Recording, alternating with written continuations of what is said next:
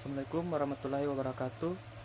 Perkenalkan, nama saya Awal Hadi dari Fakultas Ilmu Keolahragaan Universitas Negeri Makassar. Kelas PJKRE angkatan 2018. NIM 1831041174. Baik, di sini saya akan menjelaskan PowerPoint yaitu yang dengan judul lab dan perpustakaan. Baik, langsung saja kita ke PowerPoint-nya. Baik, langsung saja kita ke PowerPoint. PowerPoint tugas lab dan perpustakaan.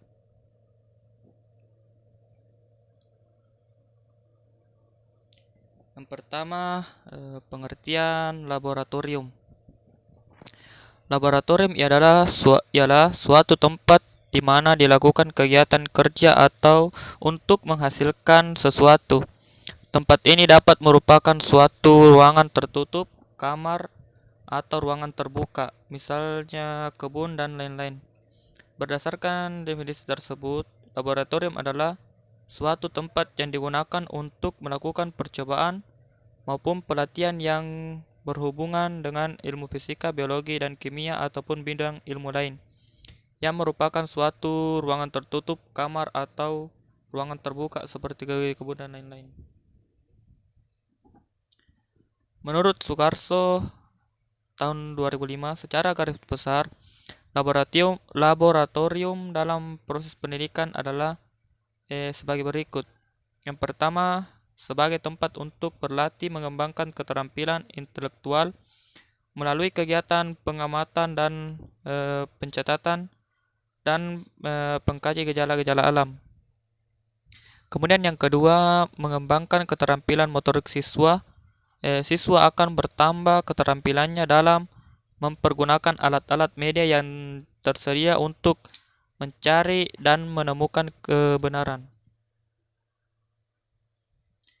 Kemudian yang ketiga, memberikan dan memupuk keberanian untuk mencari hakikat kebenaran ilmiah dari sesuatu objek dalam lingkungan alam dan sosial. Yang keempat, memupuk rasa ingin tahu siswa sebagai modal sikap ilmiah seseorang calon ilmuwan. Yang kelima, membina rasa percaya diri sebagai akibat keterampilan dan pengetahuan atau penemuan yang diperolehnya. Kemudian kita lanjut ke fungsi dari laboratorium adalah sebagai berikut. Yang pertama, lab atau laboratorium sebagai sumber belajar.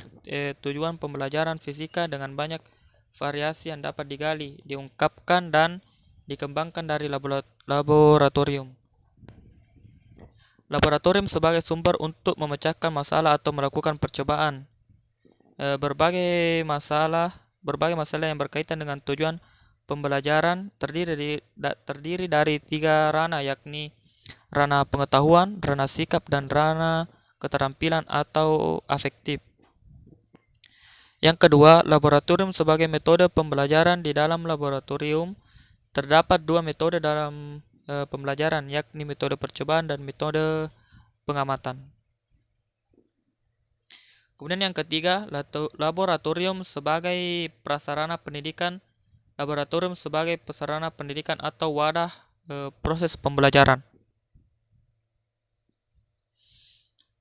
Pemanfaatan laboratorium sebagai sumber belajar.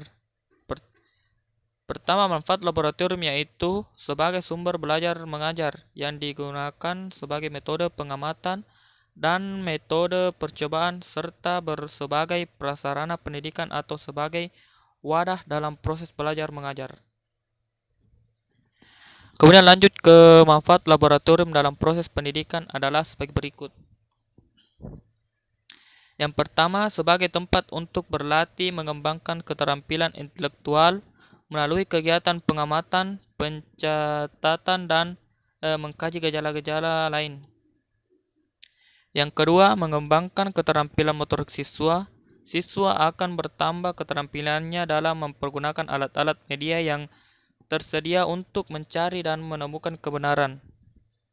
Yang ketiga, memupuk rasa ingin tahu siswa sebagai modal sikap ilmiah seseorang ilmuwan. Yang keempat, memberi rasa percaya diri sebagai akibat keterampilan dan pengetahuan atau penemuan yang diperolehnya. Angka Suara tahun 1982 mengatakan bahwa melalui kegiatan praktikum yang biasanya dilakukan di laboratorium, siswa diharapkan dapat: yang pertama, mengembangkan berbagai keterampilan secara terintegrasi. Yang kedua, mengenal berbagai peralatan laboratorium. Yang ketiga, mengenal berbagai desain dan peralatan untuk eksperimen.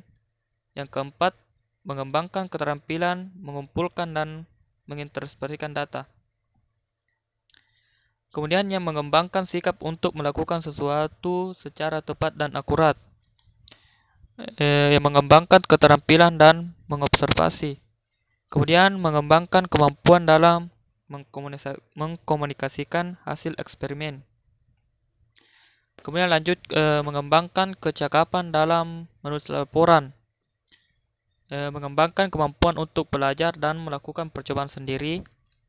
Kemudian menambah keberanian berpikir sendiri dan menanggung risiko. Kemudian merangsang berpikir siswa melalui eksperimen. Kemudian yang terakhir, mengembangkan keterampilan dalam memecah masalah dengan berbagai variabel yang banyak dan berbagai kemungkinan pemecahannya. Kemudian kita lanjut ke macam-macam laboratorium. Yang pertama, laboratorium yang digunakan untuk pendidikan terutama tingkat SD, SMP, dan SMA. Kemudian yang kedua, laboratorium yang digunakan oleh para praktisi keilmuan dalam upaya menemukan sesuatu untuk meneliti suatu hal yang dibidanginya.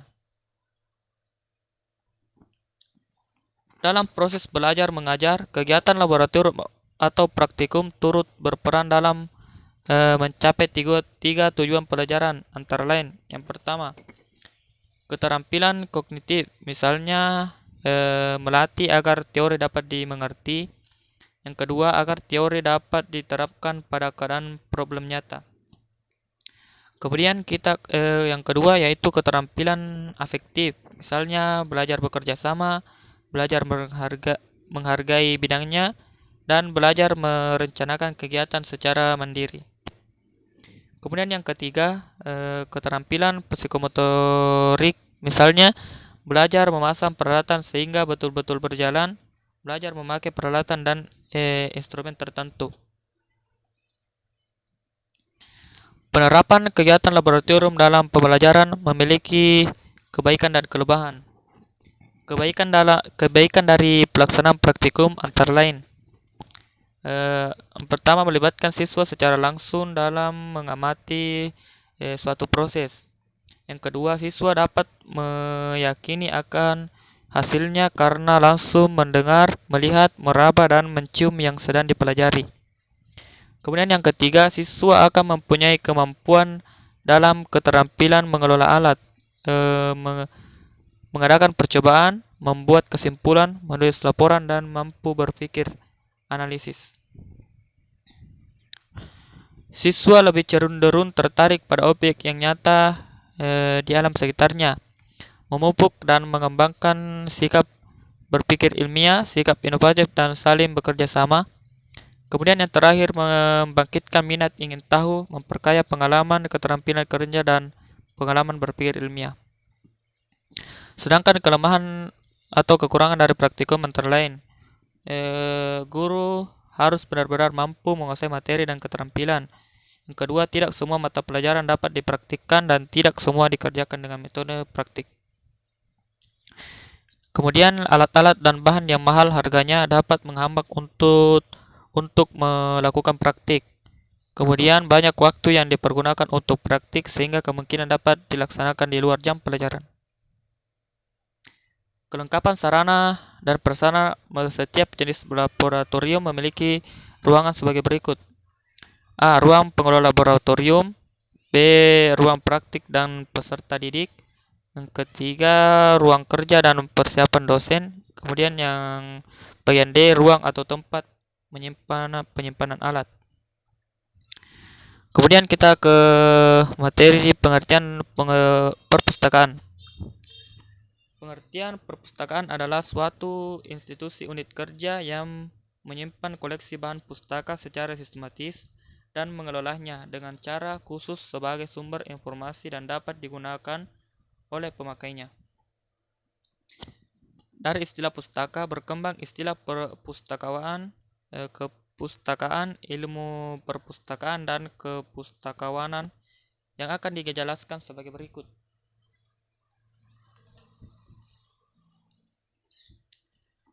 Yang pertama, pustakawan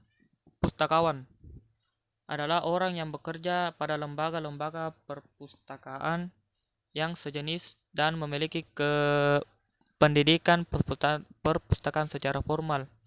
Kemudian yang kedua, kepustakaan. Bahan-bahan yang menjadi acuan atau bacaan dalam menghasilkan atau menyusun tulisan baik berupa artikel, karangan, buku, laporan, dan sejenisnya.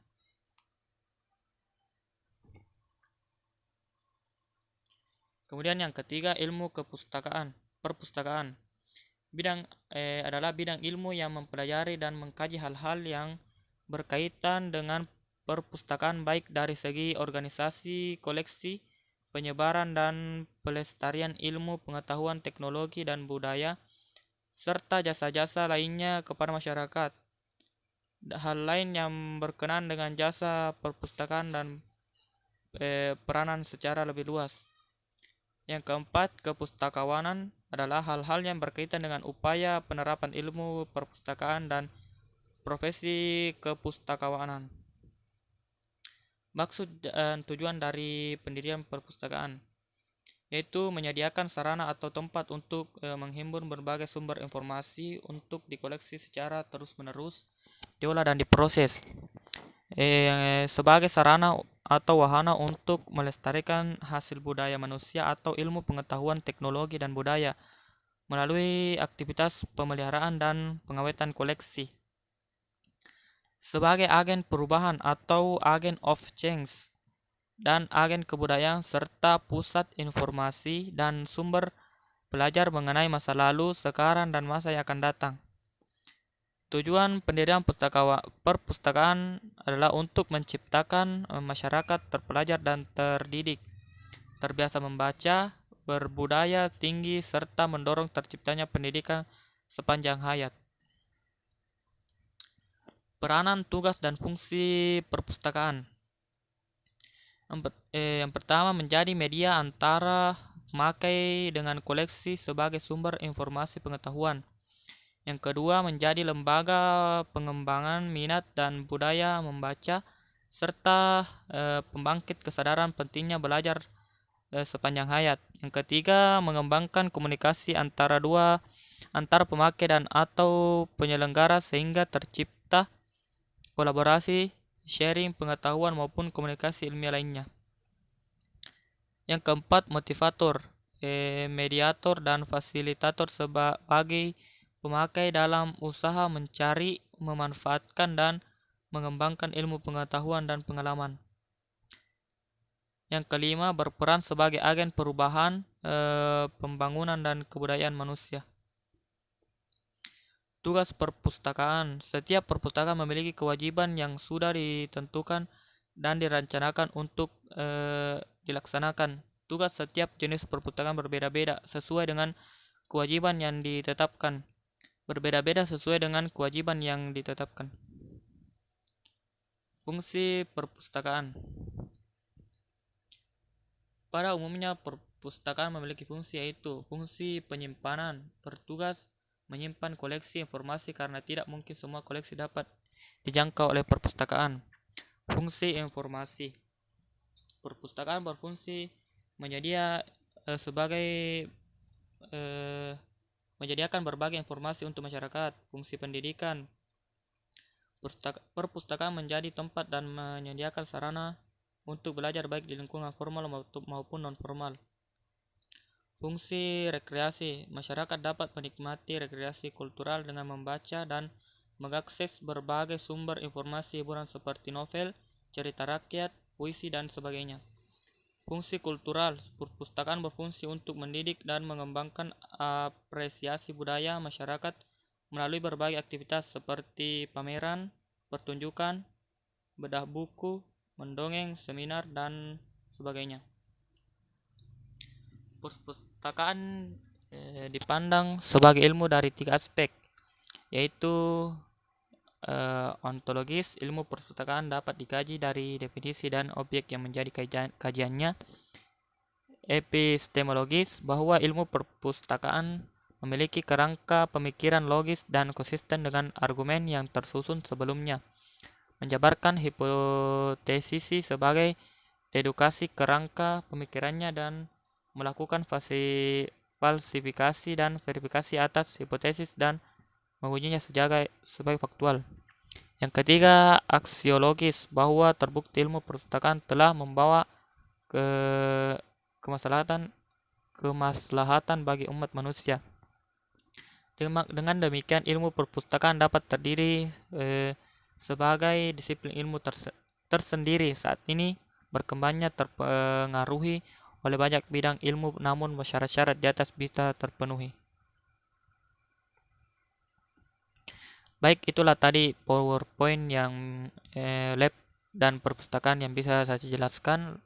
Lebih kurangnya mohon dimaafkan. Assalamualaikum warahmatullahi wabarakatuh.